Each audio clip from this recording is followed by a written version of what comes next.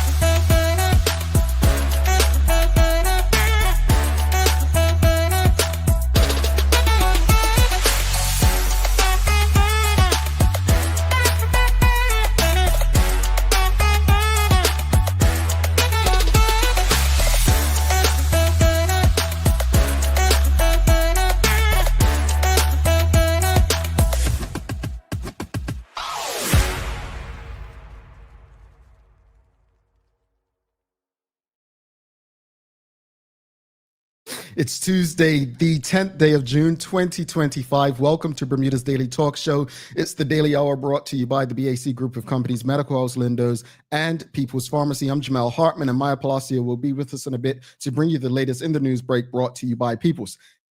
How's everyone feeling today? It's the second day of the traditional work week, heading into a holiday weekend. Hopefully everyone is doing well, had a great start to the traditional work week yesterday. But we are grooving, we are moving right along. But hey, let us know how you're feeling today. Let us know how you are feeling.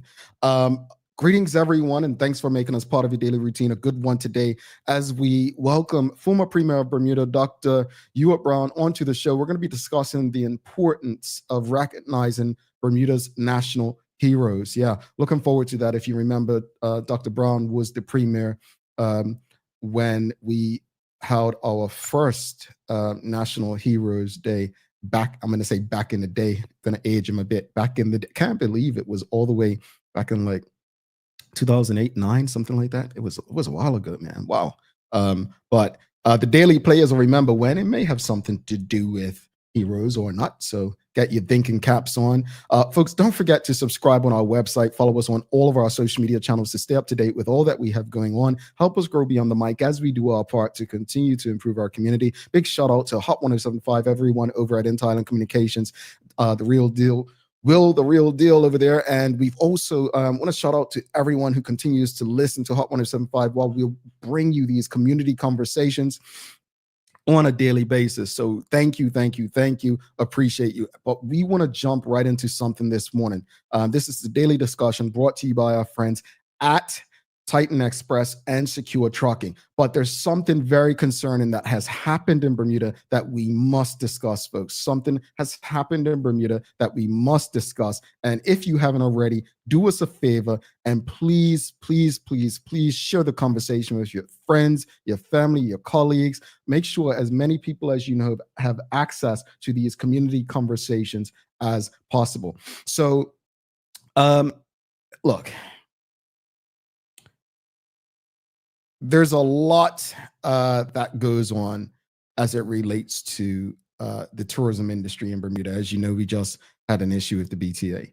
But something that should concern everyone, this was a review that was, I'm going to share it on screen so that you all see what I'm reading from. So this was a review that was written this past weekend on one of the Royal Caribbean's Facebook pages. And for those of you tuned in on the radio, this is what the visitor had written. If you are going to Bermuda, do not, in capital letters, take a tour with this guy. It will waste your money and your small amount of time there. He told us his name was DJ DD. His family called him Deshaun.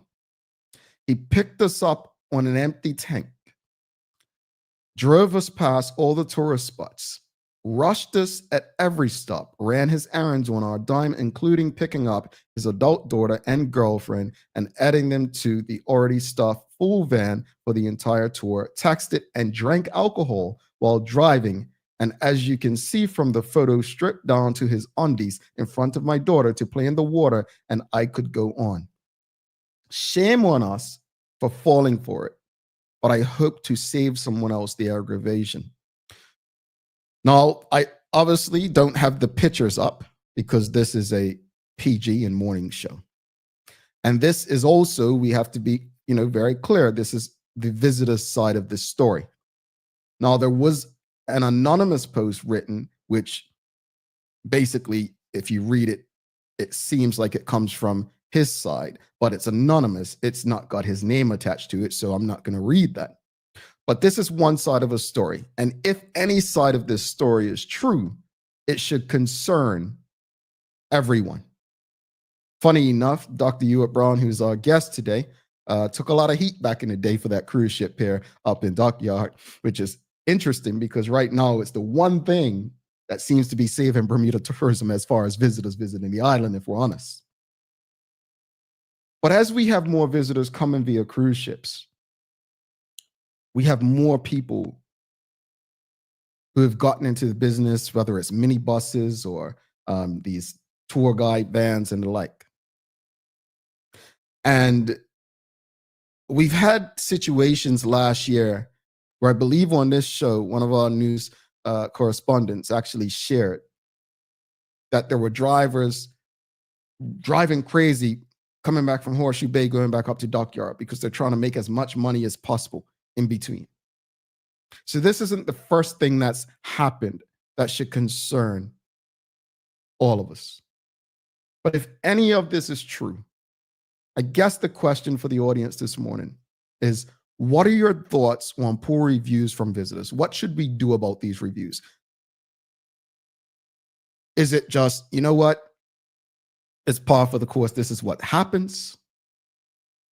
Or should these be taken seriously in the interest of protecting the integrity of our tourism industry? What are your thoughts on poor reviews like this from visitors to Bermuda? And again, basically, if you're tuning in on the radio, a tourist who traveled via cruise, I guess it was put on the Royal Caribbean Facebook page or group or something. But basically, the tourists, the visitors said that they're advising people not to do a tour with a specific person because they provided poor service. They picked them up on an empty tank, drove past the tourist spots, rushed them at every stop, ran his personal errands on their dime, picked up, family. And to top it off, they're saying the driver drank alcohol. Again, this is their side of this story, right? I want to be clear with that. But when you hear this, when you see this, when you read this, what are your thoughts on this? Like, what are your thoughts on poor reviews from visitors? And do you think, because look, I'm very, as I said yesterday, I don't like to see people lose their jobs or their way of, living. I don't want to see them lose their livelihood, right? But that's not to say we excuse poor or bad behavior. But should poor service like this result in a fine? Like, what should it result in someone, paying a fine? Or do you think, no, a fine's too good, they should have their license suspended? Like, what are your thoughts on this, audience? What do you think should happen? Or is this something we should just say, you know what? Who cares? It happens. Bermudians travel too. It happens in other places. I just saw a video, one of my favorite islands, Turks and Caicos, it was reported to be in, where two young Black American guys must have did a jet ski tour. They got off the cruise and they did a jet ski tour. And after the jet ski tour, they didn't pay. And so the Turks and Caicos tour guides, they pummeled them, right? No, I'm not saying violence is the answer. I'm not saying that, their response was justified. But again, these guys could have said, oh, we were jumped or pummeled in Turks and Caicos without telling, the other side telling their story. So what are your thoughts based on that? What are your thoughts on poor reviews from visitors? Should visitors, should there be consequences? Should there be fine for something like this. This is not a good look for Bermuda. I think we can all admit this is not a good look for Bermuda. But what can we do about it? Because I don't know, I should have checked this out, if there's a panel for something like this. But there are some very good tour guides in Bermuda. I mean, we have a partner in Rashida Godwin, who's a tour guide, right? And she does a phenomenal job. I did the fish sandwich tour. Larry, Keitha, and we did the fish sandwich tour back in April. And the tour guide, forget his name, forgive me, but this guy was awesome. Like, just plain loved his job, knew that on that day he had a lot of Bermudians on the boat in the bus as well, but still presented as if it was everyone's first time.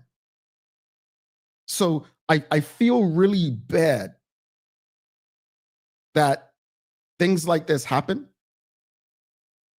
and it kind of gives us all a bad look. But again, audience, what are your thoughts on poor reviews from visitors, and should poor service result in a fine? Shawnette Sumner says, we'll pull it up from the side. Shawnette Sumner says, as one who holds a PSVL, which is a public service vehicle license of taxi and minibus, I am appalled at this story. Having said that, standards in this area have dropped significantly from quality of person to dress code. Everyone is being granted licenses. And let's not talk about drivers who are overcharging visitors for rides. $100 to go to dockyard. Sorry, $100 to go from town to dockyard. Many drivers given false information. Read Bermuda history. The industry is not being publicly regulated. Many drivers should not have been, and it stops there. You got to keep it. You got to keep them short, your messages, because it doesn't take everything. But to her point, Shawnette makes great points. Like, is it being regulated properly? Do we, as Bermudians, what do we need to do to ensure that our public service vehicles, right, licenses, whether it's taxi or minibus, are being regulated and the rules are being enforced? This is not a good look, and it impacts us all. WKD Lama says it is more of a bad reflection on the driver. I don't know if there is a way to prevent bad situations like this. So I think there's a way to prevent everything. I was told, I was working at the airport back in the day, and the CEO at the time of ASBBAS said, accidents don't just happen, they're caused, right? Changed my perspective on a lot. And that's no different from this. Everything, or mostly everything, is preventable. And I think situations like this are preventable if this industry is properly regulated. And if people have consequences for actions and things like this, then it actually probably, or should, ensure that people are being more intentional about providing quality service. So my hope would be that maybe we can reach out to the Transport Control Department, TCD, to find out how this industry and this space is being regulated. Do they have any space where people are reported and what the consequences are? Maybe we can reach out to the ministry or the minister in particular. But this is not a good look for Bermuda. But again, audience, if you're just tuning in, we're asking you, what are your thoughts on poor reviews from visitors? The question is basically for those who are not able to watch, if you're tuned in on Hot 107.5, basically what's being reported is that we've got a visitor had written recently on Facebook that if you're going to Bermuda, Do not take a tour with a specific person. It'll waste your money because this person basically picked them up on an empty tank, drove past all the tourist spots, rushed them, done his personal business on their time, and texted and also drank alcohol. This is not a good look. No matter how you look at it, it's not a good look. And my hope is that this is not the norm in this space. That's my hope. That is not the norm in this space. I don't know if we need it. What was that show? Remember that show where like someone would go to a business? Let's say like it might have been like the boss might show up in the kitchen while the people were cooking, like stuff like that there. Maybe we need to do like an undercover brother kind of thing where someone actually goes on these tours and they don't know who it is. Like, is it called a private shopper or something like that? You know what I mean, folks. You know what I mean. But anyway, this is not a good look. Let's go back to the audience. What are your thoughts on poor reviews from visitors? Shikarana said maybe a WhatsApp hotline for tourists to report experiences, good or bad. Okay, I like that. Suzanne Ingham says, super awesome Tuesday, Jamel, and a super awesome Tuesday to you as well, Suzanne. Charles H. Jeffers II says, our tourism leaders should respond to poor reviews publicly and privately. As for the driver, this could be used as a teachable moment to remind us all that all are part of the tourism industry. Shawnette Sumner, I'll keep that to the side, it's very long again, says, Jamal, the worst I've seen waiting in the minibus line in dockyard while the ship was docking with visitors on their balconies. Two drivers got at it with a fist fight over a personal gripe they had with each other. We all know of the minibus driver who flies up and down the road drunk sometimes. He's already crashed his bus, still driving, shaking my head. I don't know that person. I honestly don't. But I would hope that if we all know, then that is something that can be stopped ASAP. But I definitely don't know of that. So hopefully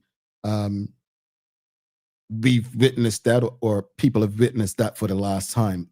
Any minibus driver that is driving under the influence, putting others at risk. Anthony Richardson says, Bermuda has always had difficulty regulating behavior, wearing of Bermuda shorts, basic hygiene, clean vehicles, basic knowledge of Bermuda history. Government doesn't have people to regulate.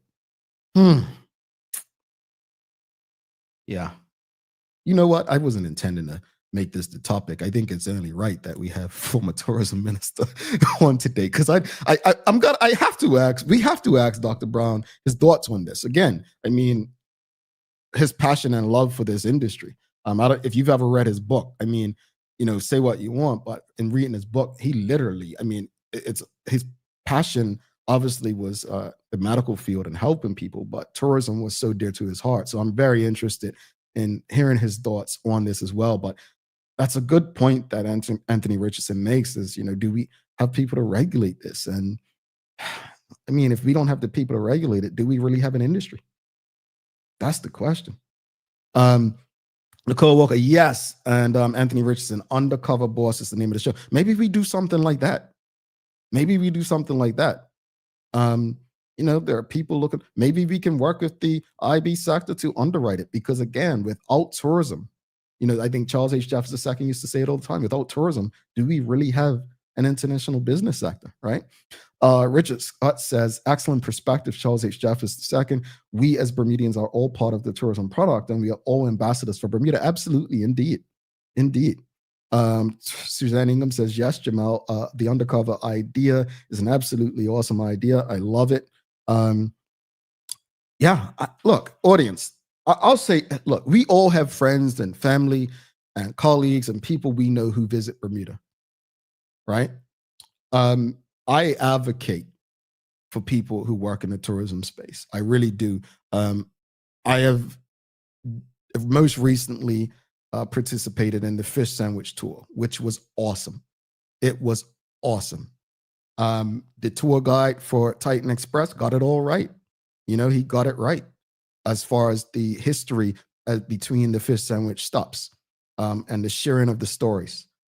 I don't know what Titan does differently, but shout out to them. And I'm not just saying that because they're a partner of this show. We only partner with people who we align with, but props to them. And if you've never done it, and I know many of you have done some of their tours, I know you'll echo what I'm saying, but we need people who have a genuine interest in tourism working in tourism.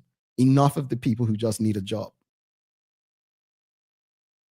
Self-regulation is necessary. All right. We've got Dr. Ewart Brown coming up. We're talking about the importance of recognizing our national heroes today. Richard Scott says a regulatory agency must be both punitive and restorative. Yes, absolutely, Richard Scott. All right, we're going to give thanks to Titan Express and Secure Trucking, and then we'll bring Maya Palacio in for the Daily Hour news break. And after that, we've got the Honorable former Premier Dr. Ewart Brown coming up. The daily discussion is brought to you by Titan Express and Secure. Visit TitanEXBDA.com, your leading tour and transport provider specializing in Black History tours throughout the island. And SecureBDA.com for all your property management, waste management, residential, and commercial trucking needs. Professional, punctual, and reliable service is our commitment to you. All righty, welcome back. Not sure if I can share this, but we did get a message from the Minister of Transport during that break real quickly. They are working on a solution. They are working on a solution. And I think in saying that, that excites me. That excites me because we have to protect one of our most precious industries that has been taking a beating. Some of it or most of it, depending on who you ask, is our own doing. Let's bring Maya Palacio in for Daily Hour News Break. After that, we've got Dr. Ewart Brown. You don't want to miss the conversation. Coming up.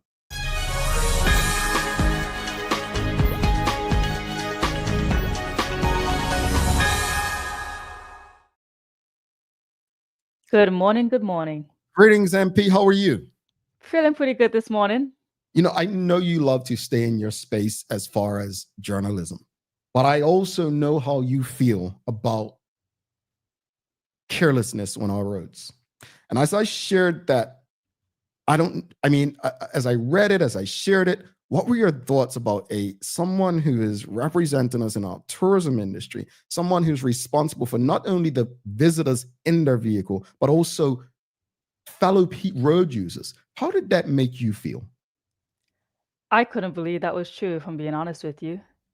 I was shocked to hear that is an experience that someone had on this island and how many people were in the van. I wonder, and him stopping to pick up other people and, completely disregarding the professionalism of the job. And then obviously one bad seed makes a lot of people in that industry look bad, which is unfortunate. You don't really get as much glowing reviews when something amazing happens. But as we all know, when one negative thing happens, that normally takes precedent and gets shared a lot more than a positive. So that's something that I was just like, man, it's very upsetting to hear, disappointing. And I just couldn't believe it. Yeah. Yeah, I was, prior to the show, I was trying to find it because someone sent it to me and get it up, because for those who are watching on stream, I wanted them to see what I was reading, because I think if they can see it, they'll understand a bit more how serious it was, rather than me just reading it. They're hearing me say it, but it's unacceptable. It's unacceptable. And I don't want to dismiss what the visitor is saying, but I hope it's not true. Chances are, culture, it is though, right? Yeah. All right. What you got for us today? Well, good morning, everyone. This is your Daily Hour News Break, brought to you by the good people at People's Pharmacy. We all know this is happening. Carnival is literally around the corner, so make sure you stop by People's Pharmacy for all your hydration must-haves, pain relief, and everything you need to recover like a pro, especially if you're hitting the roads. Now, your news this morning. At around 19 years old, Devon Bean became an Olympian in one of the toughest and most competitive events in the world, the 100-meter sprint. Now, it's been about 30 years, and his national record of 10.26 seconds set back in May of 1996 still stands for Bermuda. And he accomplished his Olympic dreams with no financial help from Bermuda. As for medical coverage, he had a couple of years under his father's coverage, but he shared with me a moment when he had no health insurance and it nearly took him out of the Olympic Games. Back in 96, when I qualified for the Olympics. I was a new kid on the block, so the executive at the time wanted me to come home and show my face and compete in our national championships. I wanted to stay in California to train, but they thought it was a good idea for me to come back. But long story short, I came back, competed in our national championships, and pulled my hamstring about 8 weeks right before Atlanta. But I didn't have any medical coverage. So my dad flew me back out immediately to California, and my school, along with a place called the Deep Tissue Center, worked on me basically for free. And they were the ones who got me to the line, because if not, I would have been stuck here in Bermuda without any coverage. And, Dad would have had to come out of his pocket and pay for physio and x-rays. And back then, it wasn't such thing as MRI sort of thing. But yeah, so I was winging it. Wow. Yeah. And now, despite the executive board pushing for Bean to come home and compete for the sole purpose of showing his face back in 1996, they didn't believe he was worth any funding. And you will recall the elite athlete funding that has been increased in recent years. When I was coming along, they did have the elite athlete fund, which is in place now. But at the time, the executive was basically saying I wasn't world ranked. Now, world ranked meaning top 50, top 100, top 10, top 20. So to answer your question, I've never received any money from the Elite Athlete Fund from the Bermuda Olympic Association back then. Oh, so they were self-funding? Yeah. He basically went on to tell me that it was his mother, his father, and his stepbrother who supported him financially through his entire journey to become that Olympic athlete. He was one of the very first Olympians actually put on one of the superstar cards that have now come back into flow from the Bermuda Police Service, and I believe the Hamilton Princess come together to collaborate on it. And he was one of the very first to even be on those cards. And he recalls when he graduated, speaking about how he is going to be an Olympian for Bermuda. This is something that he wants to do. This is his goal and his dream. Mm-hmm. Now, in closing, in 1996, in 1999. Devon Bean was the island's only representative as well at the World Indoor Championships. And a few years later, he did retire from becoming or being a professional athlete. And the question really is, why did he retire? A few people that's close to me know why I walked away, but the general public just thought, he came to the end of the road. They didn't know the exact reasons. I wasn't injured, but it was a lot of things. And nobody owes you nothing, Maya. You have to go out there, you put on your shoes and your shirt like everybody else. I'm going to play exactly the full story. You'll get to hear it on Thursday, exactly why Olympian Devon Bean did step away from being a professional athlete, especially here in Bermuda. How old was he in 99, In 1996, when he was an Olympian, he was around 19, 20 years old. Okay, so 5 years, 3 years. Okay, that's very young. Okay. Yeah, very young Olympian. We have athletes right now that are in their 20s, 30s who are either competing for the first time or on their second, or like Dame Flora Duffy on a fifth. And him being who he was in that time, again, 100 meters, very competitive to get in there. I think Mark Arthur C. Phillips asked a good question right here. He says it would be interesting to see which athletes around that time receive funding from the Elite Fund. So, yeah. I can also tell you right now, Couture Horton-Banshee never received any local sponsorship funding. Whether she got from the Elite Athlete Fund, I'll have to ask her that as well. And I could try to ask a couple of other Olympians on that same era who did get and who didn't. So thank you for that question. I have so much to say, but I'm not going to get off track because we've got we're going to be talking about honoring people today. I don't want to take away from anybody, but I'll say this without being too controversial. There's this saying, and I kind of spoke on it yesterday, that there are certain groups who have to work that much harder just to be successful in their professions, to be rewarded. But with athletes in particular, I think what we have to remember is that when you have resources, that whether that's funding, access to facilities and the like, you honestly may have a better chance at success right now. People keep looking at Brazil. Brazil was the it country when it came to football, right? And we would always speak about how, well, these guys they are playing football in the streets with tins and the like, right? Like rocks and so on, rocks in their feet.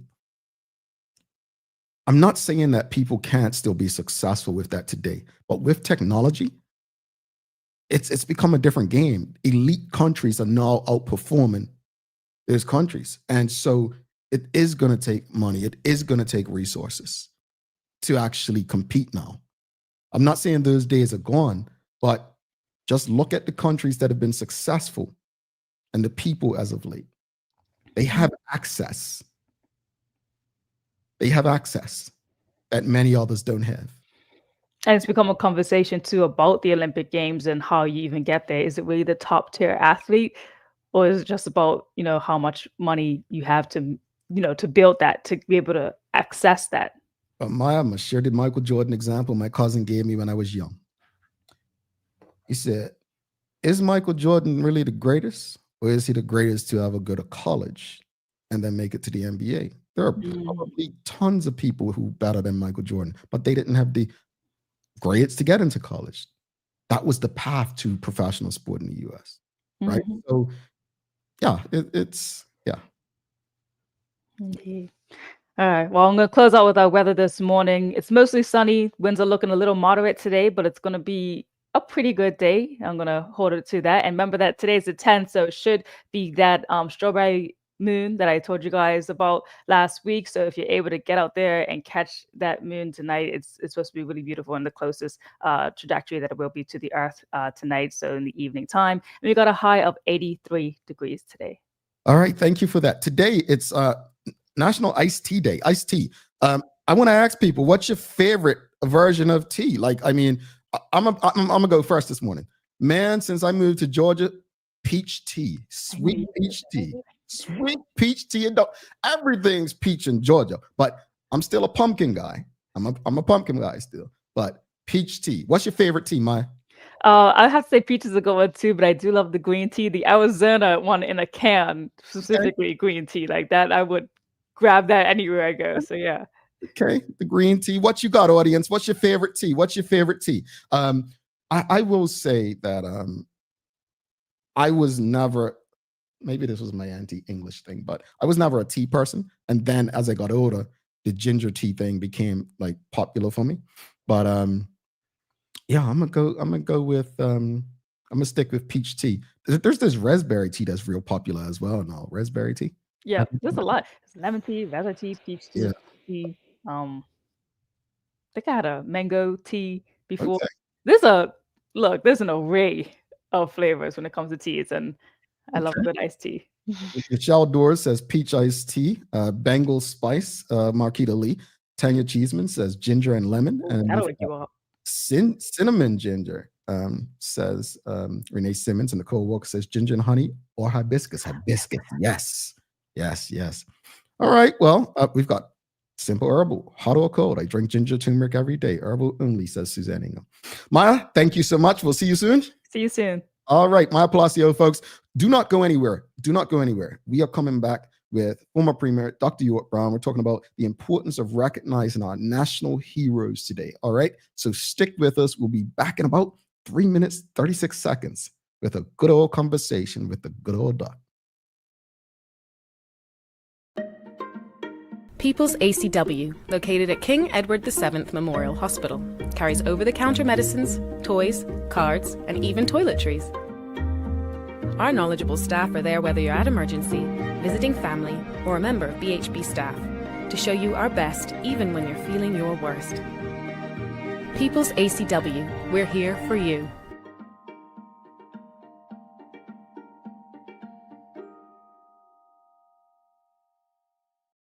Hi there, welcome to Medical House. We're located at number 6 Bakery Lane. I can't wait to show you all of the great stuff that we carry. Come on inside, let's see. Long days, long shifts, you no longer have to endure comfortable underwear. Designed by nurses, we now offer premium undergarments by Swoop that are unique, fun, comfortable, and functional. The only underwear you'll ever want to wear. Who says high-quality functional products can't be stylish and comfortable at the same time? See it all at our new expanded location on Bakery Lane. 96 degrees, real hot, oh yes. Summer's heating up, but your home, it can chill. BAC is turning down the heat with 20% off Carrier X-Power mini split AC units. They're sleek, whisper quiet, and smart thanks to energy-saving inverter technology. New install, upgrade, doesn't matter. Just don't miss out. For a limited time, get 20% off when you pay with cash, credit, or debit. 96 degrees, real hot. Swing by BAC on Mill Creek Road today. Discover Drop It, your go-to grocery delivery. Browse and select from a wide range of groceries, from fresh produce to daily essentials. Our friendly drivers deliver fresh groceries to your door fast, saving you time and hassle. With Drop It, you get fresh groceries delivered fast so you can focus on what really matters. Drop It, freshness at your doorstep, delivered to your door with Lindo's. Why go anyplace else? Dreaming of expanding your business? With BDC's Loan Guarantee Program, we support your ambitions. Get up to 75% guarantee on bank or credit union loans up to $300,000. Just your vision and our support. Apply today and unlock new business opportunities. BDC, Bermuda Business starts here. Unlock your business potential with BDC's General Microloan, offering up to $30,000 for Bermudian small and medium businesses, whether it's for inventory, working capital, or equipment. We provide 100% guarantee on approved loans. Simple application, low interest rates, and fast processing. Apply today and make your business dream come true. At Umami, we don't just sell spices, we spark something bigger. We believe food isn't just fuel, it's connection, it's tradition, it's joy. Our dream? To help you eat better, love louder, and maybe even start a little food revolution. One home-cooked, flavor-packed meal at a time. Because cooking isn't just a chore, it's an act of love. Umami Spice. Gather, cook, connect. Alrighty, welcome back to the big show.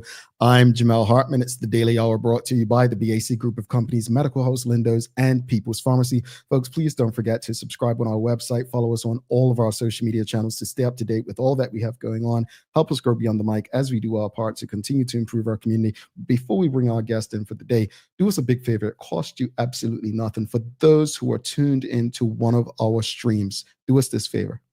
Whether you're on Facebook, LinkedIn, YouTube, Twitter X, Instagram, give us a like, love, follow, share the link with your friends, your family, your colleagues via WhatsApp or whatever platform you use. Just make sure you're subscribing and you're helping us beat the algorithm so as many people as you know have access to these community conversations yourself. This is an opportunity to engage with former Premier Dr. Ewart Brown. So that's an opportunity to hear from his mouth directly, so that you don't have to guess what he meant or said. So without further ado, let's bring on a very special guest for the day, former Premier of Bermuda, Dr. Ewart Brown. All right, calm down. Yeah. Sir, how are you? I'm fine, Jamel. How are you? I'm hanging in there. I'm not doing too bad. We've had quite the show this morning, and I just said, man, we're here to talk about heroes. But Doc, we've got to ask you some questions about the topic this morning. Not a problem. So you probably saw what we were talking about. Yeah. First off, how are you doing? Let me start there. I'm doing fine. Yeah. Yeah. Okay, that's good to know. Thank you. We haven't seen you since the election night coverage, so just want to make sure Doc's still good and life's still well.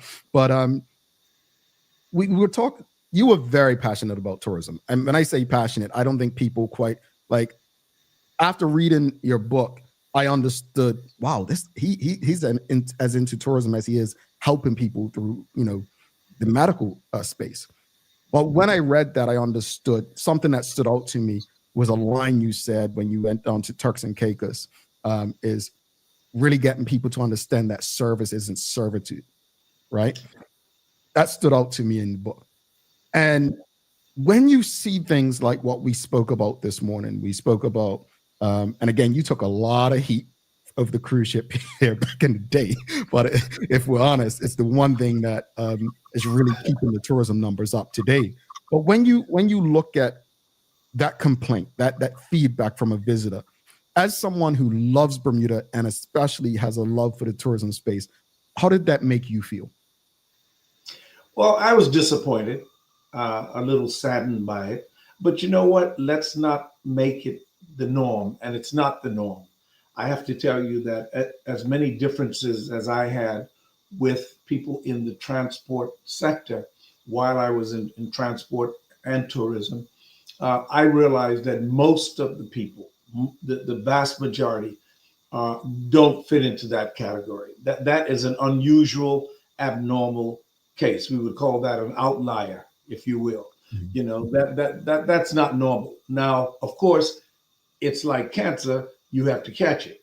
And once you see it, you have to move on it. No committees, no long reviews, find out who it is. Bermuda's small, find out who it is and make sure that he has the correct conversation with the correct people.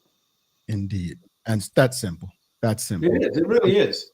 Yeah. Are you in favor of further regulation of the space? We don't need further regulation. It's already there. Bermuda used to have, before we started taking this nosedive in tourism, Bermuda's ambassadors were considered the best in the world.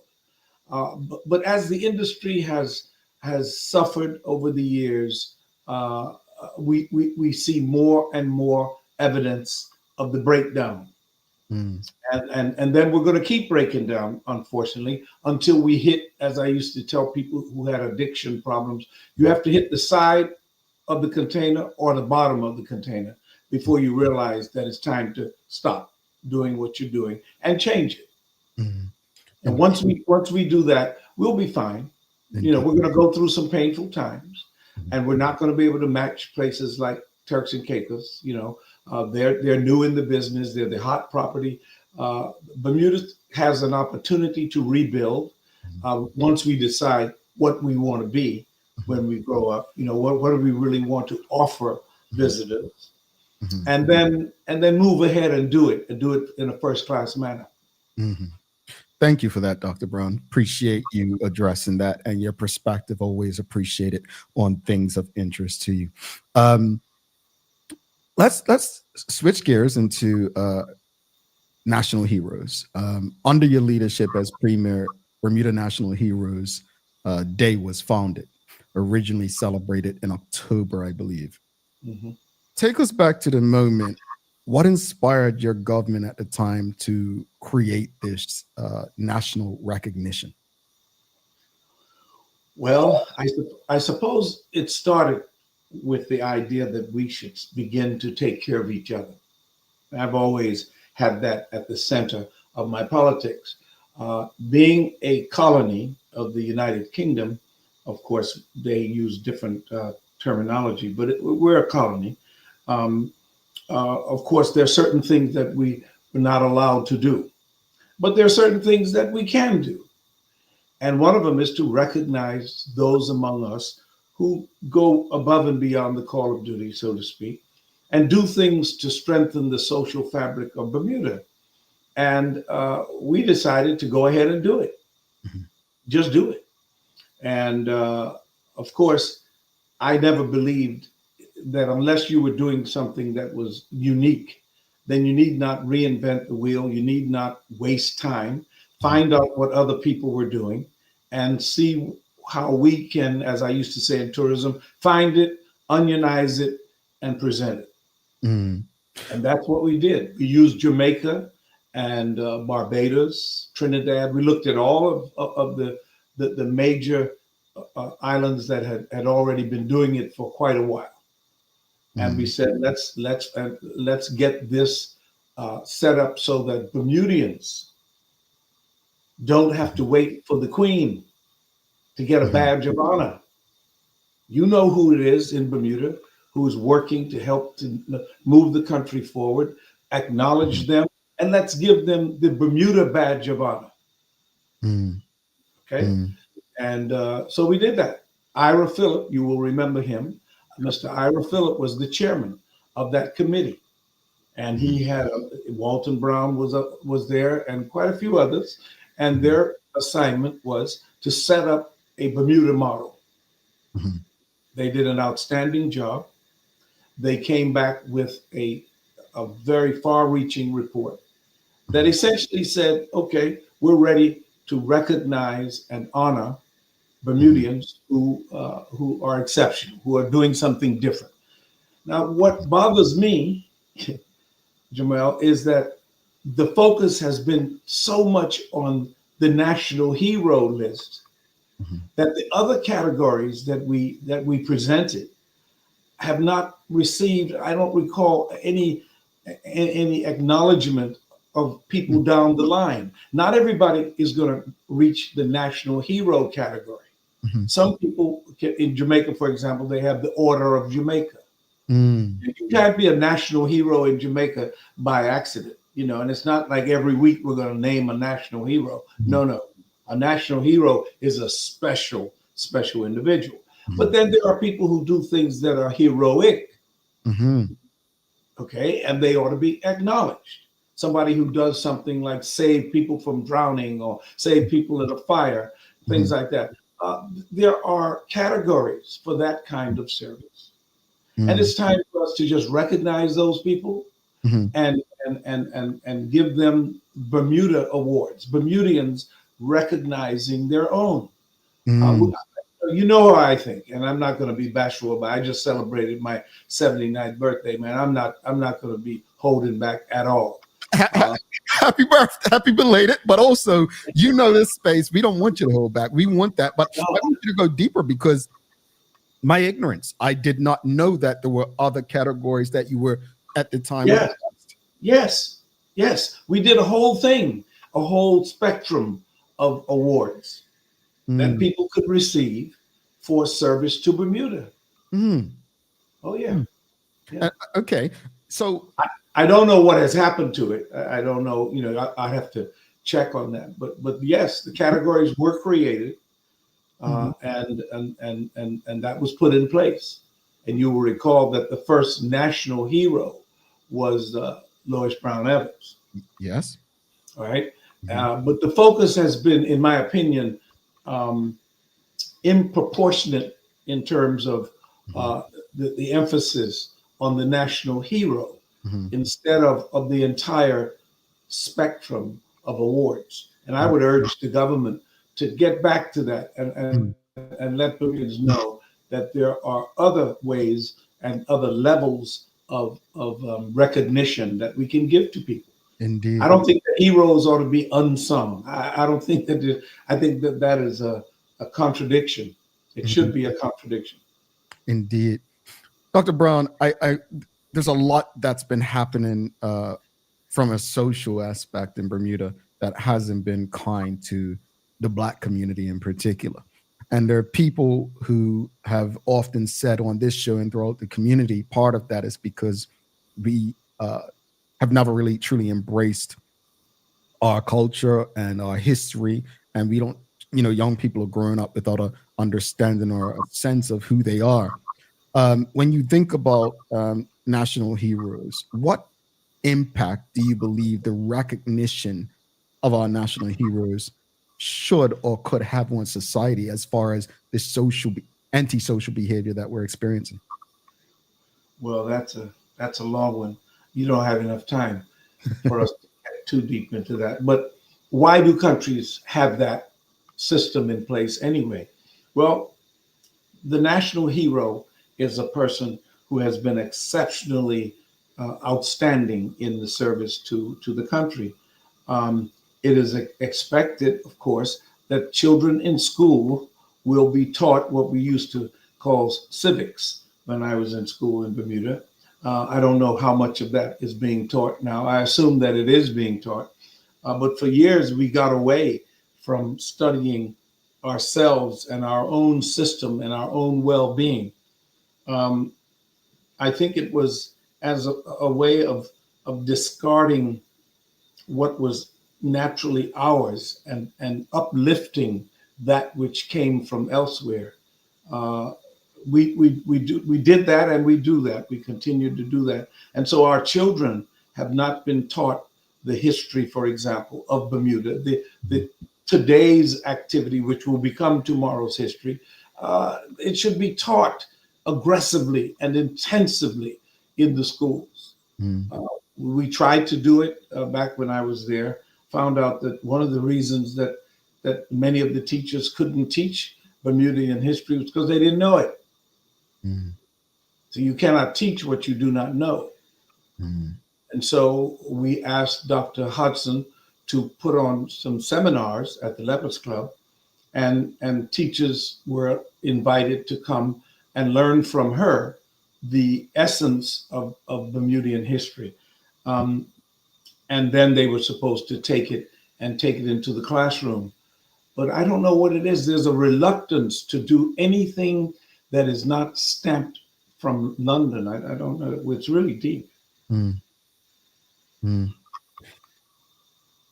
There was a debate or discussion last year, I believe it was last year or the year prior, in Bermuda about not naming national heroes while they're still alive. Obviously, we only have one living national hero, who is Sir John Swan. But where do you stand on people being given their flowers while they're still here to be appreciated? Is that something, when this was discussed under your government, was that something that was considered, or where do you stand on that? Well, I think people should be given their flowers, but I don't think that people should be named national heroes until they have passed. And there are a number of reasons for that, among which would be the possibility that the living individual, could do something that was not worthy of a national hero, and it could bring about some level of embarrassment. I just believe that that's the safest way to go. I think when you get into naming living people, you sort of not cheapen, but you dilute, I believe, the value and the impact of the honor. Understood. I understand that. When you reflect, Dr. Brown, on individuals who have been recognized as national heroes in Bermuda, what qualities do you think they all share that pretty much makes you believe that this decision by your government at the time was the right one? Well, I think all of them had the ingredient that I think is necessary, and that is a love for Bermuda and evidence of service to Bermuda.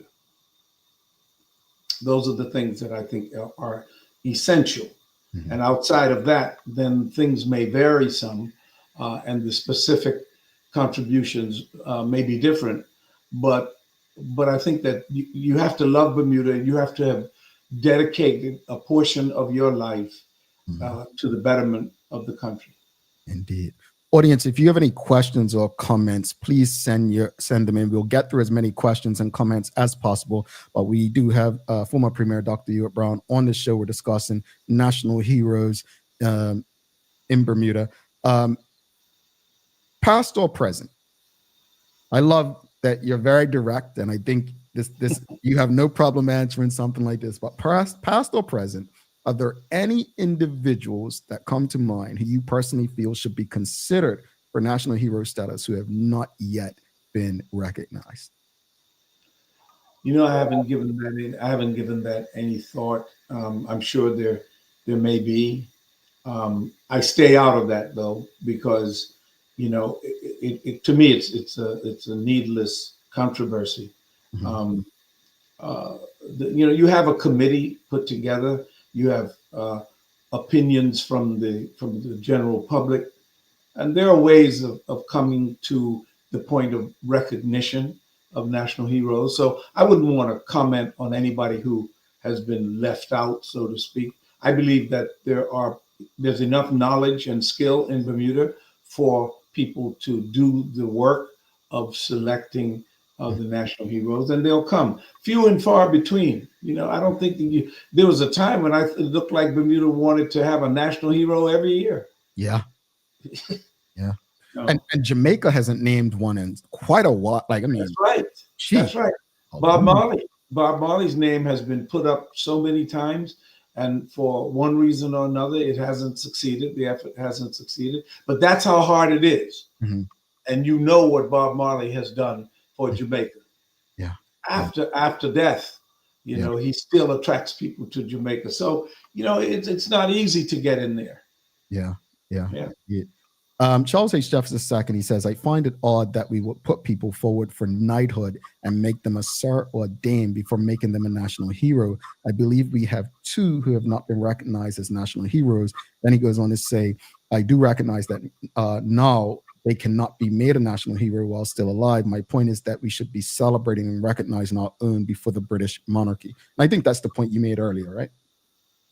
Yeah, it's part of the point I made earlier, but I would add to the point that I made earlier. I believe that Bermuda should inform the British government that we are going to use the Bermuda Awards, the Onion Awards, in place of the awards, and that we appreciate what they've done, but that we'd like to do our own, and just do it. Mm-hmm. Mark Arthur C. Phillips, he says, Dr. Brown, what was the greatest challenge you faced with regards to getting our national heroes recognized? Like, was there pushback at the time? If so, what was it? No. Now that I think about it, that's one of the few things that happened during my administration that wasn't controversial. I don't remember any serious negative feedback at all.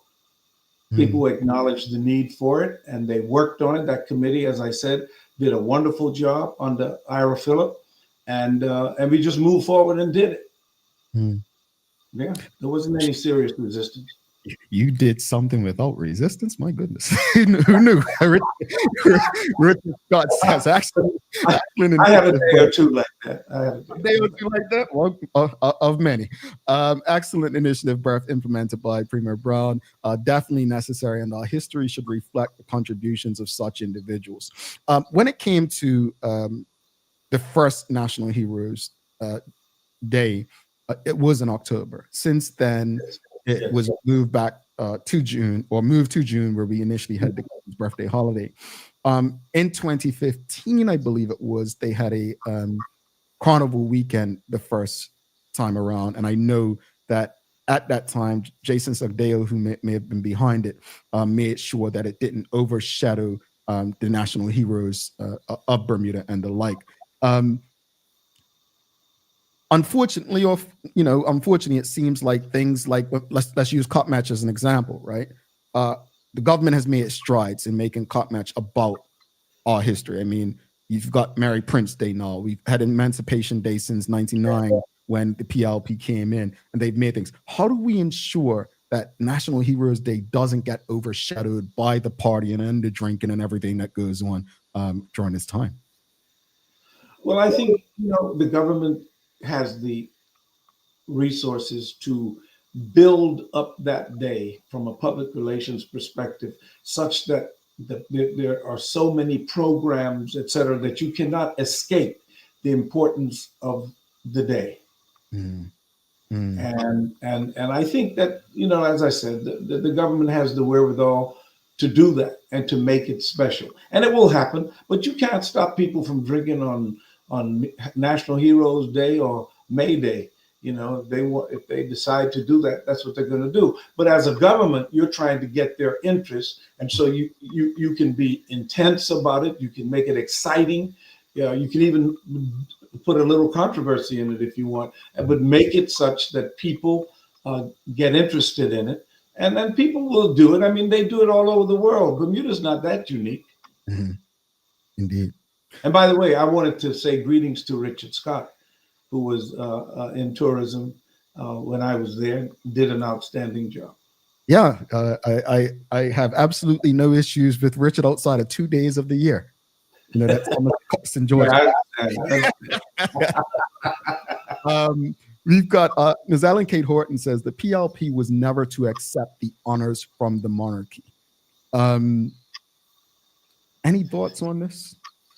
Absolutely. Hello to Ellen Kate too. That's very consistent, what she's saying there. Of course, that was the original intent, man. We were supposed to be moving in that direction.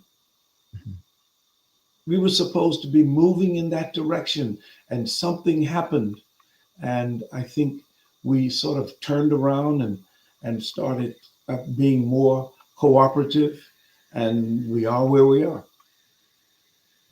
It's funny, and I don't share much publicly about what the boss, Glenn Blakeney, and I speak about, but I remember saying to him about 3 months ago, we were talking, and I said, boss, do you go by honorable?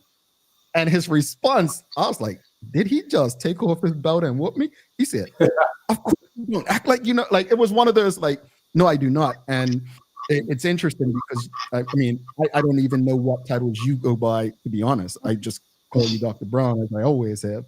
Right. But in saying that, you say it like, where did we go wrong? I think that's where people are confused overall, though, Dr. Brown. I mean, even well, you know what, Jamel? You can have your own parliamentary system, your own political system, which may or may not include features that are also included in what the UK has left for us. But that depends on what the country wants, what the government wants. And then you can set up your own titles and all of that. Once you decide to move in that direction, you can do it. Some people will say, well, you cannot do that until you are independent. And I say you're not independent until you do it. Interesting. Some people are just, I mean, Charles H. Jefferson II says, I guess we will never have a so year. Yeah. As they used to say in the South, guaranteed. Guaranteed. Guaranteed, baby. Charles goes on to say, I'd be in favor of us no longer putting people forward for British awards. However, we must be willing to elevate our own awards and those who receive them. I'm not sure that we are ready to do that. Well, let me say something to Charles. That's the issue. We are ready. We may not be ready to do it right now because of fear, of the concept that his ice is colder, you know, that we are essentially not educated or not, we're too weak. We are ready. That's the point. You know, we keep saying that we're not ready. Unreadiness is a reason for inaction. We can do it. We can do it. Yeah. Indeed. We can do it. Yeah. Liana Nanang Amadeli says, I believe there should also be awards, National Hero Onion recognition for collectives. There are groups that pushed Bermuda forward through their power of community. Yeah, there haven't been any groups really spoken about, right? No, I don't think so. I see all these people participating in your messages who make me feel like I'm in Bermuda today. Liana used to be my administrative assistant at a cabinet office. So she understands. She's clear on it, as was her father. Yep. Folks, thank you all for engaging. We definitely appreciate all the engagement. Dr. Brown, you know, always a pleasure having you. But what role do you hope that Bermuda's National Heroes Day in particular continues to play, and how do you hope it shapes Bermuda's national identity going forward? Well, I think Jeffers touched on a point. He said elevated. That's exactly right. You know, it's interesting. When we want to elevate Bermuda Idol, Glenn Blakeney simply took it and lifted it, elevated it, and made it that. And the government can likewise take National Heroes Day and elevate it, plaster the pictures of national heroes everywhere, all over Bermuda, so that you would have to close your eyes not to see who the national heroes are. A public relations campaign, powerful PR campaign to make knowledge of the national heroes important. Awards, prizes, all sorts of things can be done to elevate the product, so to speak. If you can do it with detergent, you can do it with this. Yeah, indeed. That's what I think. And I think that what will happen, to answer the second part of your question, is that once that happens, and the importance and the impact of these national heroes will begin to seep in to the young people, and as they grow, it'll become a normal, natural part of what they think and what they do. They will develop a national conscience and stop feeling like we have no culture, we have no confidence about who we are, we're unable to do things. Somebody has to come along and hold our hand. That is not true. It's all in the mind. It's interesting. I'll say to you what I said to Sir John Swan yesterday. It's almost as if you've been part of the conversations on the show lately, as we discussed Bermudians believe in that and repeating Bermuda has no culture, which I just honestly think is one of the most ridiculous things ever, because it tells me they don't have an understanding of what a culture is and what makes a culture up. Right now, there are people who know that it is to their advantage to reinforce that untruth. Indeed. Right? So they come to Bermuda, move to Bermuda, buy property, build houses, etc. And then when the gumbays are outside on a Sunday or Saturday, they call the police because it's too much noise. Wow. Okay. And as those people increase in number and increase in influence, then they represent a danger to the culture of Bermuda. Now, Dr. Brown, you're making me go here. I was trying not to, but this morning, but I said on this show over the last 5 years, in particular, the last 3 years, I've said Bermuda will look very different in the next few years. And as the Bermuda begins to look different, and audience, I'm just going to say it, is going to be less of us. As Bermuda begins to look different and the culture does fade, how do we keep the importance of who we are alive? Because it's already been, I don't want to pick on the BTA, but when I was there and it was led by Henbury and Risley and then Dallas, that wasn't a tourism that I knew. That wasn't the tourism that I promoted. So how do we maintain or elevate if Bermuda is going to be looking different, and let's just say not as dark as it once did? Well, you know what?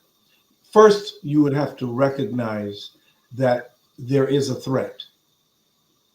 You would have to recognize the trend that is in existence in Bermuda today, regardless of your personal politics.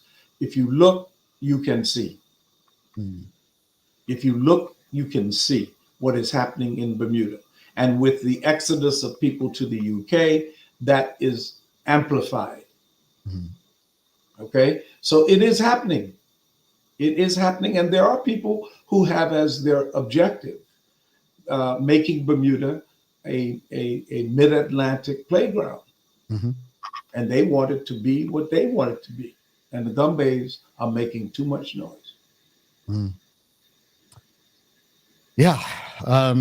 It's definitely changing before our eyes. And I guess the question is, how do we arrest it? How do we reverse the trend? Yeah. Well, I think first you have to believe that this is happening. Yeah. And if you believe that it's happening and you're in a position to slow it down or resist it, change it, you can do that. You know, I am not sure. I'll tell you, I used to believe that tourism and international business were simply two pillars of Bermuda, and one was good for the other.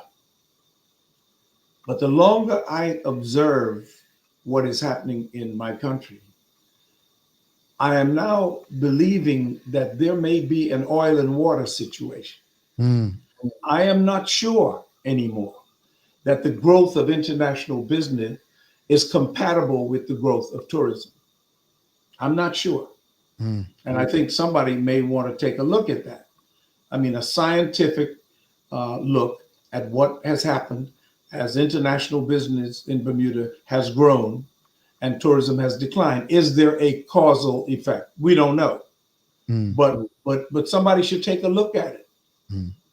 You know, Dr. Brown, I shared something. We're shifting gears a bit, but I shared something on Elon Musk app this just yesterday, and I said there was someone must have posted on one of the social media sites that I've been offered a job like in Bermuda, 250K. Is that enough to make it? And Bermudians up in arms on social media, like, oh, who makes that? And it really always surprises me when Bermudians don't realize how many folks on island are making $200,000 a year easily. And I said, Bermuda's uniqueness means someone can be making $400,000 a year while their neighbor is making 85 or less. Is a strange reality, right? And I liken it to India. But if you know anything about India, they have the second largest population in the world. But India, where there's almost no middle, right? There's like, you have there and then you have here, right? There's no middle. I don't think Bermuda's in a place where we can afford that because it's so small, right? And saying that, it tells me, and I'm going into this comment by Dorian. He says, I'd like to see the Gumbays march through Fairylands and Tucker's Town, LOL. And I say, I think the point that we're making, Dorian, is that Simonicus is going to be Fairylands, Tucker's Town soon, right? Audru is going to be Fairylands, Tucker's Town. So the Gumbays are going to be limited. I don't want to get too political overseas, but you know how there's strips of land that were once this big become this small? That's what we're talking about. That's the threat here. And I don't like to, I mean, Sir John kind of does it a bit, but I don't like to do it, but I'm going to say it. There was a time I would listen to the House of Assembly often. I mean, often. And you all fight like children sometimes, Dr. Brown, but I would listen often. And it was my entertainment, but also it was an opportunity for me to learn. And one name used to always pop up that the white people in the House of Assembly in particular used to utilize. They used to always call the name of Patrick Tannock and use him as a symbol, as if like, oh, well, he's done great, or, you know, they would always do that. And then it reminds me of Oprah and Tyler Perry. Unique names. Oh, well, they've done it. So they always pick one black person, right? And they use that as a symbol. And I feel like Bermuda's treading to that place where, well, it's not a race thing because this person made it. You get what I'm saying? You see where I'm going? Yeah, of course. They do that everywhere. So, but in Bermuda, it's a numbers thing. Like, how do we allow that? How do we refix that? Well, you know, you mentioned the absence of essentially middle income people in Bermuda, and that there could be the extremes, as Alex Scott used to say, the haves and the have less or have nots. We tried to get international business to be a place where we could see significant growth of Black Bermudians in the business so that it would truly be Bermudian international business. The resistance to that is strong, very, very strong. And I remember once I made a speech saying that what we should do is if an international business company brought a guy in, let's call him Sven, and Sven comes in as an underwriter or what have you, that a Bermudian would be assigned to ride with him, you know, for a year, 18 months, or whatever it took to render him as intelligent about the job as Sven, such that Sven could then go back home and Johnny could take his place. Well, you would have thought that I had said everybody ought to take a bottle of heroin. You know, it was, oh man, they came after me like it was a war. And because they saw that as no, no, no, no, no. We cannot have that. Now, what they do though is they have very significant roles for primarily Black Bermudian women to run their HR department. And, you know, there's a connection between HR and work permits. So you figure it out from there. There you go. Especially the DEI positions as well nowadays. But I think, you know, there's also this thing where Sir John mentions that we now have these people handpicked and they put in this sector.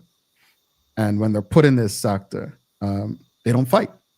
They don't get involved in anything because they are given, as I said in that, these high salaries, right? These great benefits. I'm not like those Black people, right? And it's like this thing going in the US right now where you have the FBA, Foundational Black Americans, or ADOS, American Descendants of Slavery, who consider West Indian Blacks or African Blacks not like them, right? So there's this great division right now, right? Where we all think, and the example I give to people is if I'm driving down 95 in my car, I got pulled over. They don't know I'm Bermudian. They just see a vehicle.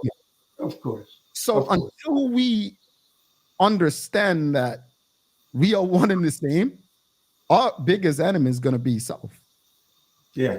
Yeah. Well, I think you check into the funding that those divisive organizations have, and you might find out why. Interesting. You got now. Doc's gonna have me doing some more research now. All right. Go through these comments real quickly. Charles H. Jefferson II. He says, "I believe our problem with IB and tourism is that we have elevated the status of those in IB and minimized those in the tourism industry until we change our mindset and recognize they need each other." Interesting. Well, it's not just minimizing it. I mean, the salaries in international business are huge compared to the salaries that people in tourism receive. So by salary alone, they're totally different. Totally different. Richard Scott's got an interesting question. Connecting of the dots, tourism and international business, friends or foes?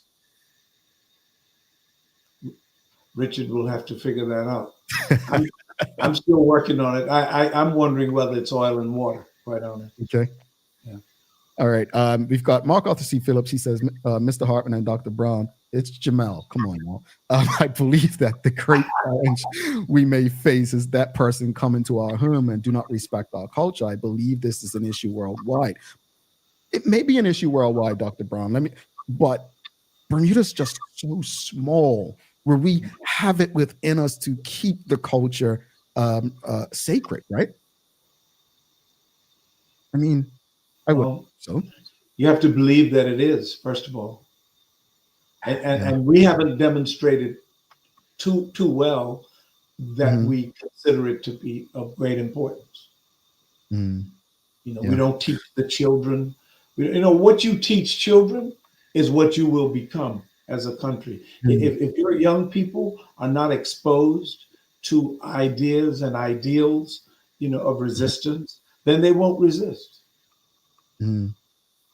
Well, I think you know, it's interesting because this may offend some, but you know, it's almost like when the revolutionaries of the yesteryear begin to send their children to the oppressor of today to be educated, and then they get educated by them, and then those children then become the oppressor, right? So I think we've trended poorly for some time in that regard.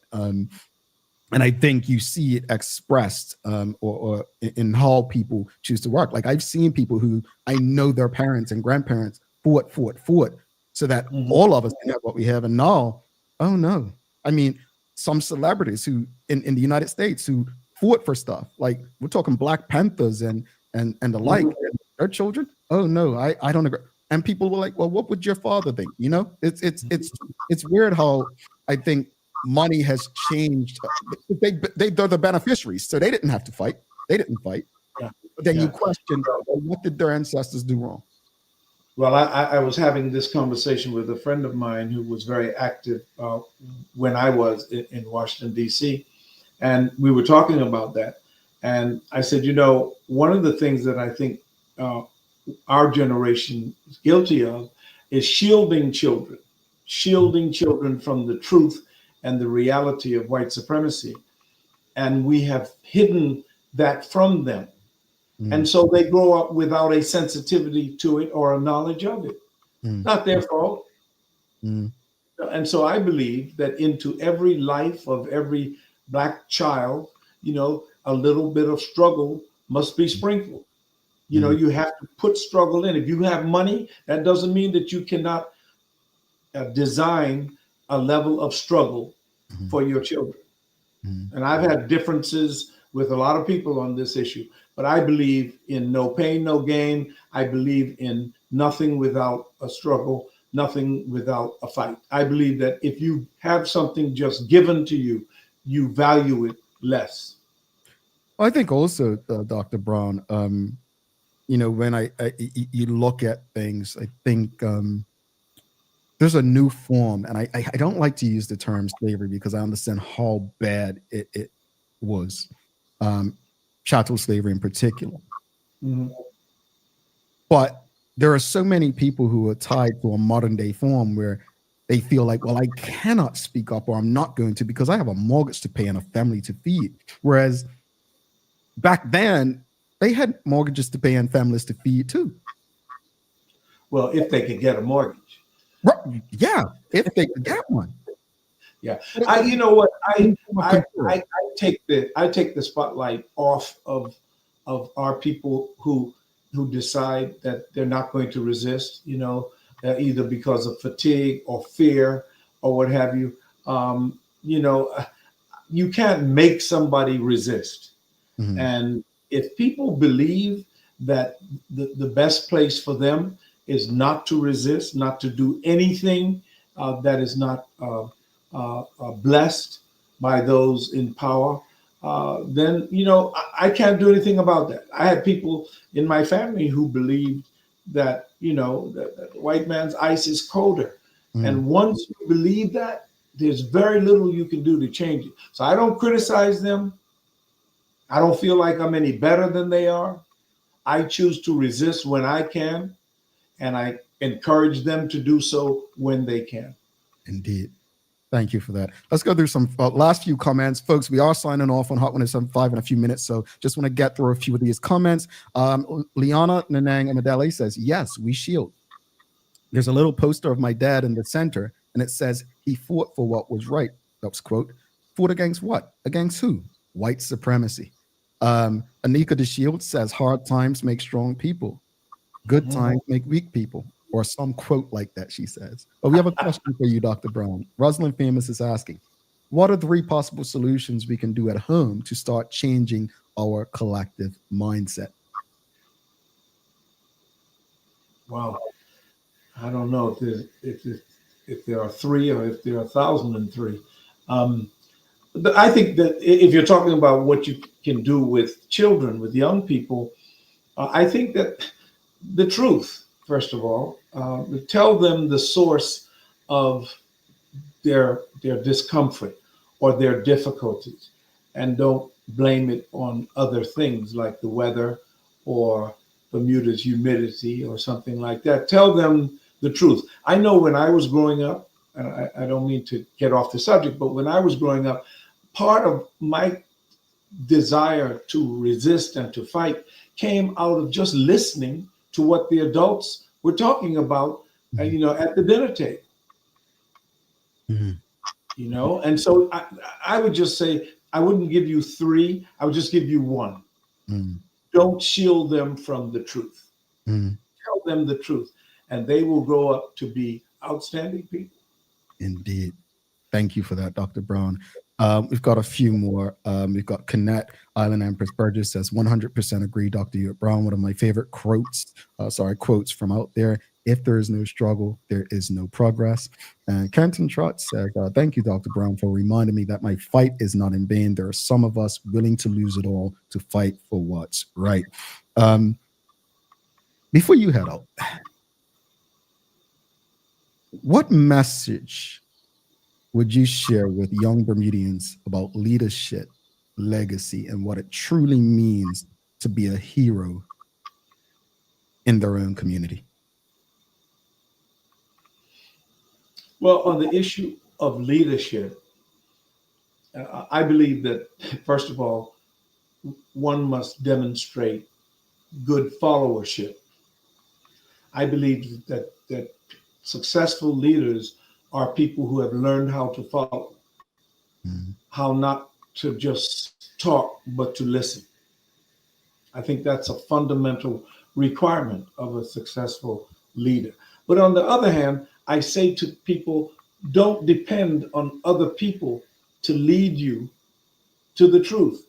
If you see it, call it for what it is and go forward with it. That's what I would say to them. Dr. Brown, thank you so much for making time for us. Always a pleasure having conversations with you. Is there a book? Okay, go ahead. No, I'm going to ask, is there a book that you would recommend for any Bermudian, regardless of age, to really gain a better understanding of self? You mean other than Whom Shall I Fear? I was walking you into it. Because you're here, but there are so many books. I wouldn't want to list them. The bookstores have books by Bermudian authors, and I think that maybe they can start there. There are a number of Bermudians who have written books, and I think maybe that's a good starting place. I want to say something about your work and what you are doing, and I want to congratulate you, okay, for, first of all, persisting and doing everything you can to share information with your fellow Bermudians. It's something that I know is not easy, and so I think Bermudians should recognize what you are doing. And those people who are in a position to support you in a business sense should do it. We know that there are those businesses who can afford to do it, but won't do it because of their own agenda. But there are businesses in Bermuda who think that truth is a friend. And if they will do that, then they will support you. So congratulations on what you do for Bermuda. That's leadership. Thank you, Dr. Brown. Greatly, greatly appreciated and value you for the feedback, some of the feedback that I argue back sometimes, but honestly, I appreciate you always making time for me and us. And until next time, enjoy the rest of your birthday month. And I never did ask you, but who's your cup match team? What? Where does the sun rise? Huh? Well, I knew he was a good man. I knew he was a good man. Oh, yeah, it's in Georgia Sparrow. I knew he was a good man, folks. All right. Yeah. Have you been to cup match lately? Haven't been to cup match for years, man. Maybe 5 or 6 years I haven't been to cup match. I follow it, and Bermuda Healthcare sponsors the Safe Hands Award. Yes. I know you love it. Yeah. No, I follow it. I watch it on TV when it's on TV. But no, I haven't been for a while. All right. Well, Dr. Brown, hopefully, you know how we are. We bump into each other this summer. Yes, sir. I get to treat you to lunch this time, but thank you for always making time. Please give your family, your wife, Miss Wanda, and everyone our love from Bermuda to you, and we'll be in touch. We'll do it. Thank you very much. No problem. Bye-bye. Dr. Ewart Brown, folks, if you appreciated that conversation, regardless of what platform you're on, please give us a thumbs up, a love, a like.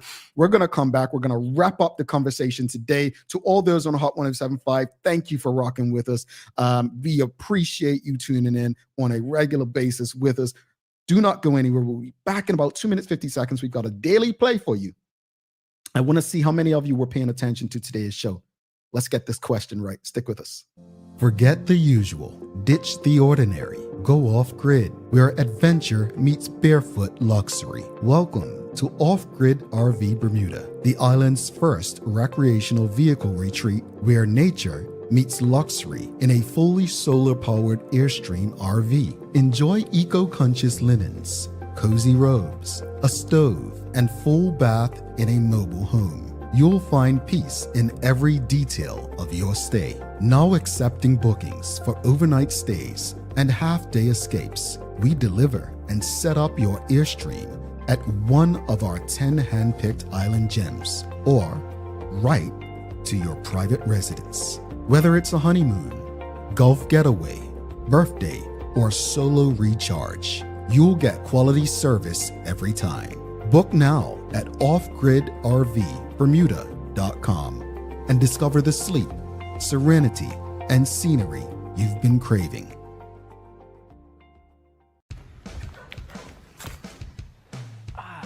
Hey, you all right, boy? I don't know, man. I finished running 20 minutes ago, and I feel like I'm still panting. Look like you need to recover. Try this here. New drink. Oh, you're like you want to go to the hospital and 2 seconds ago. This will make you fast like Flora. Tastes good. Yeah. Yeah, boy. Hey, we again. I'm recovered, boy.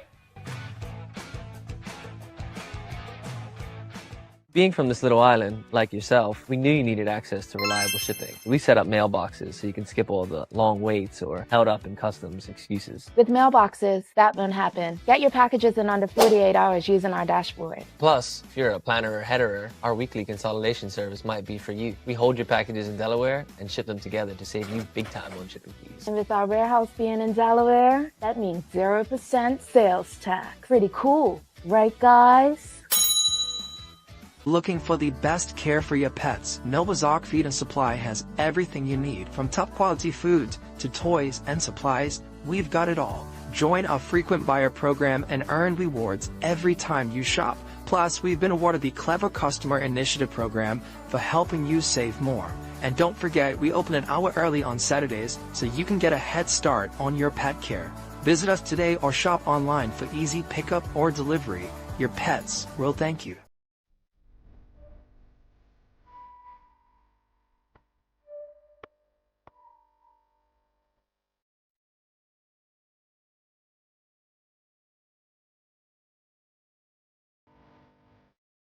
Alrighty, welcome back to the big show. Thanks again to Dr. Ewart Brown for stopping by and having this conversation with us, folks. Bermuda's National Heroes. Again, if you haven't already, help us beat the algorithm, ensuring everyone you know has access to these community conversations. Make sure you give us a like, love, follow, share the conversation with your friends, your family, your colleagues, in your WhatsApp groups, wherever you engage. Make sure you share it. Thanks again to the BAC group of companies, Medical House Lindos, and People's Pharmacy for ensuring that we can have these conversations with you. It's time for the Daily Play, brought to you by Bermuda Trivia, now available at stores throughout Bermuda. Follow Bermuda Trivia on Facebook, Instagram, Twitter, X, and TikTok to find out why it's Bermuda's favorite trivia game. All right, audience, are you ready? It's a remember when. This is an easy question, I think. All right. In what year did Dr. Ewart Brown step down as leader of the Bermuda Progressive Labor Party and Premier of Bermuda?